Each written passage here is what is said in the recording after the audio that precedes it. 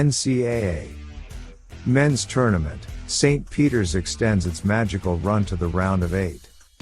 The Peacocks downed Purdue, 67-64, in the round of 16 and became the first No. 15 seed to reach the round of 8.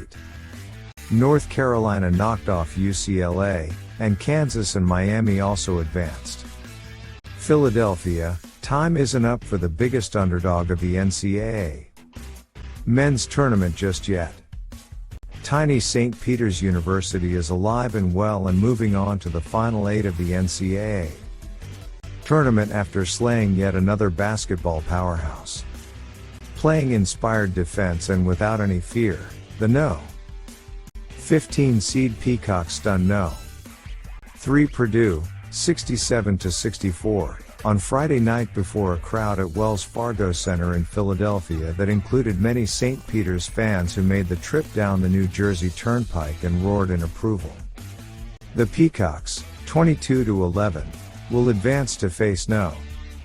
8-seeded North Carolina in Sunday's East Regional Final, with a chance to reach the Final Four in New Orleans. They have now knocked off No. 2 Kentucky, No. 3 Purdue and No. 7 Murray State to become the first seed 13 or lower to reach the Final 8. I got a bunch of guys that just play basketball and have fun.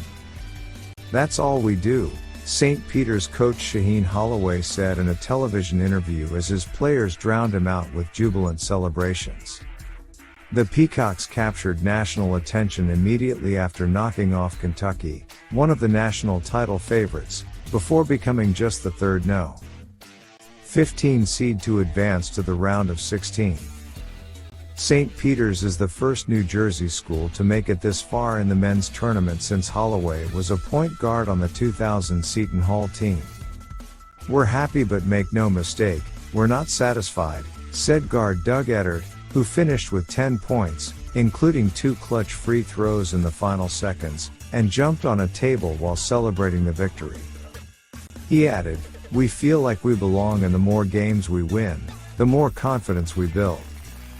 The game was tight throughout with 15 lead changes and both teams trading control deep into the second half. Purdue, known for its big, tall, athletic players, out-rebounded and outscored St. Peter's inside, but the Peacocks found a way to win anyway. "They beat us like they beat the other 2 teams," Purdue coach Matt Painter said.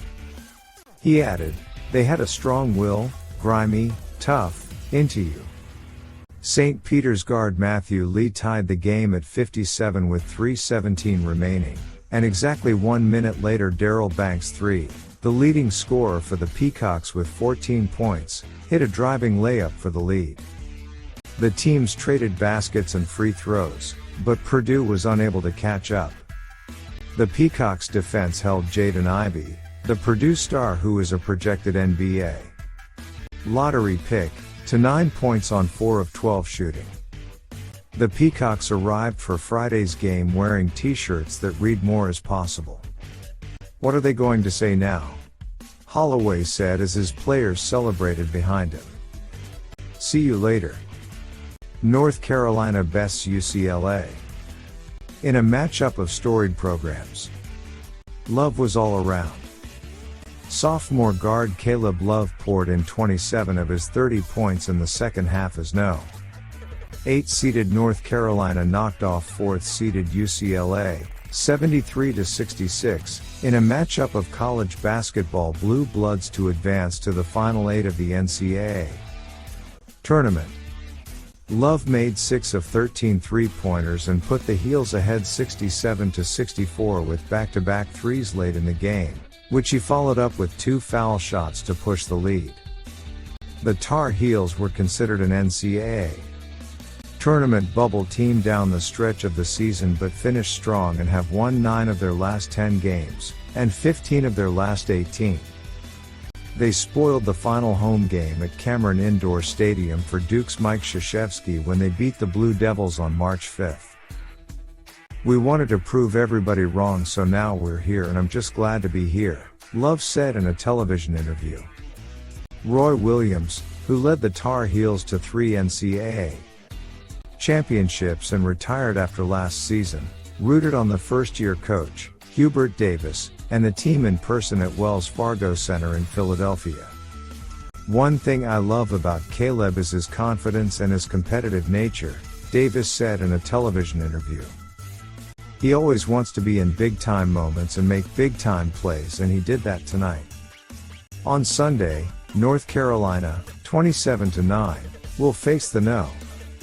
15 seed St. Peter's, which earlier on Friday knocked off No. 3 Purdue to become the first team seeded 13th or lower to reach the Final 8. The Tar Heels remain alive to capture the program's 7th national championship, while UCLA's loss ensures that a drought for West Coast teams will extend at least one more year. Arizona in 1997, 25 years ago, was the last team from the Pac-12, it was the Pac-10 then, to win the title. Gonzaga, which plays in the West Coast Conference and is in Spokane, Washington, lost as this tournament's top-seeded team on Thursday night. Armando Bacot added 14 points and 15 rebounds for the Tar Heels, and Brady Manick had 13 points and 8 rebounds. R.J. Davis tallied 12 points, 7 rebounds and 3 assists. Jules Bernard paced the Bruins with 16 points, Tiger Campbell had 15 and Johnny Juzong added 14. The Tar Heels players were asked about facing St. Peter's in the round of 8, but a team spokesman said the players didn't see the end of the game and would address the matchup on Saturday. "They're here for a reason, because they're an incredible team, but they're also incredibly tied together," Hubert Davis said.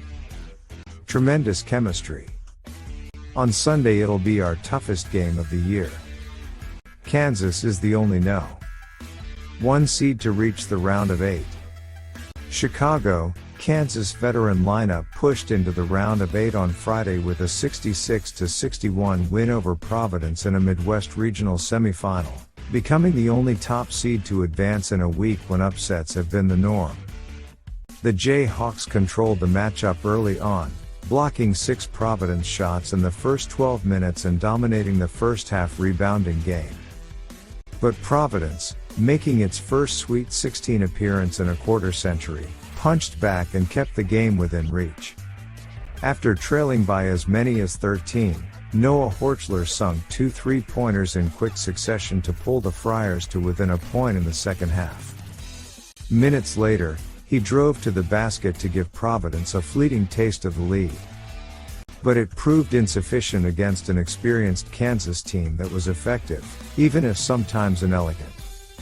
Toward the end of the first half, Jalen Wilson, a Jayhawk forward, missed 2 layups, but got his own rebound each time and was able to coerce the ball through the hoop. Ochai Agbaji, a National Player of the Year finalist, made just 2 of 8 field goals. But with Kansas looking strained, and the Friars becoming more aggressive, Agbaji re-emerged late in the second half when Christian Braun served up an alley-oop from behind the 3-point line. Agbaji slammed it home, enlivening the Jayhawk fans at Chicago's United Center who had been quiet for much of the night. Kansas, whose youngest starter is a redshirt sophomore, was also able to lean on Remy Martin, a super senior and Arizona State transfer, who led the Jayhawks in scoring with 23 points. Braun, a junior, and Wilson, a redshirt sophomore, both reached double digits in rebounds. The Jayhawks will enter Sunday as a heavy favorite against 10th-seeded Miami, which beat 11th-seeded Iowa State on Friday. But the Jayhawks' performance on Friday, which followed a closer-than-hoped-for win against Creighton in the round of 32, did little to assuage concerns about their durability late in the tournament. Kansas is advancing to the round of 8 for the 8th time during Coach Bill Self's tenure in Lawrence. Only one of those trips has ended with a national title. Miami dispatched Iowa State in an unusual matchup of double-digit seeds. Miami pulled away from Iowa State to win 70-56 in an unlikely matchup of double-digit seeds on Friday night in the round of 16. The Hurricanes advanced to the Midwest Regional Final, where top-seeded Kansas awaits them. Early on, the Hurricanes and Cyclones appeared to be mirror images of each other, trading scoring runs in a fast-paced, physical game that was so frenetic that it sometimes bordered on sloppy. Miami scored the first 7 points of the game, Iowa State answered with 8 of its own, and neither team led by more than 7 during the first half. But Miami began to pull away after halftime as Cameron McGusty and Jordan Miller helped lead a scoring attack. McGusty, a sixth-year senior who started his career at Oklahoma, accounted for 27 points. Miller, a fourth-year junior who played previously for George Mason, added 16. The Cyclones struggled all night with turnovers, handing the ball away 18 times. With Iowa State straining to keep the game within reach midway through the second half, Sam Vardenberg, a Miami forward, picked off a sluggish pass near midcourt and stormed to the basket for a slam dunk, extending the lead to 9. That either Iowa State or Miami had made it to Chicago for a regional semifinal was improbable. The Cyclones stunned third-seeded Wisconsin last weekend to earn their trip, while Miami rolled to an 18-point win over Auburn, a No. 2 seed. Miami's game against Kansas is its first appearance in the round of 8. Despite their relatively low rankings, Iowa State was seeded 11th in the Midwest, and Miami 10th. Both teams showed Friday why they had survived in March. Hailing from power conferences, they each seemed unfazed by the national stage, having faced off against highly ranked teams all season. And they each fielded physical, veteran lineups built largely through the transfer market. Iowa State, which won just 2 games last season, started 4 seniors and 1 junior, including 4 players who had attended other Division I schools. Miami started 2 seniors and 2 juniors, 3 of whom had transferred in. As much as Friday's game showed Miami's strengths, it also revealed flaws that will have to be corrected quickly if it hopes to upset Kansas, the only No. 1 seed remaining in the tournament. Iowa State out-rebounded the Hurricanes and Miami shot just 64% from the free throw line.